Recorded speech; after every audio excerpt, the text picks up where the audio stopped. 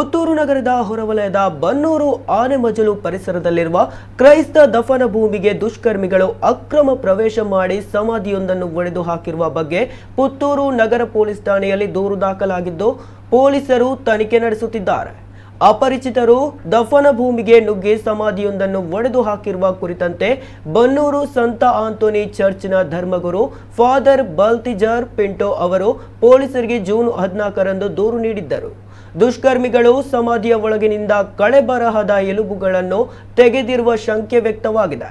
ಧರ್ಮಗುರುಗಳು ನೀಡಿದ ದೂರು ಅರ್ಜಿಯನ್ನು ದಾಖಲಿಸಿಕೊಂಡಿದ್ದು ಘಟನಾ ಸ್ಥಳಕ್ಕೆ ಪುತ್ತೂರು ನಗರ ಠಾಣಾ ಪೊಲೀಸರು ನಿರೀಕ್ಷಕರು ಭೇಟಿ ನೀಡಿ ಪರಿಶೀಲಿಸಿದ್ದಾರೆ. ಈ ಕೃತ್ಯವನ್ನು ನಡೆಸಿದ ದುಷ್ಕರ್ಮಿಗಳ ಪತ್ತೆಗಾಗಿ ವಿಚಾರಣೆ ನಡೆಸಲಾಗುತ್ತಿದೆ ಎಂದು ದಕ್ಷಿಣ ಕನ್ನಡ ಜಿಲ್ಲಾ ಪೊಲೀಸ್ ವರಿಷ್ಠಾಧಿಕಾರಿ ಡಾಕ್ಟರ್ ಅರುಣ್ ಅವರು ಮಾಧ್ಯಮ ಪ್ರಕಟಣೆಯಲ್ಲಿ ತಿಳಿಸಿದ್ದಾರೆ.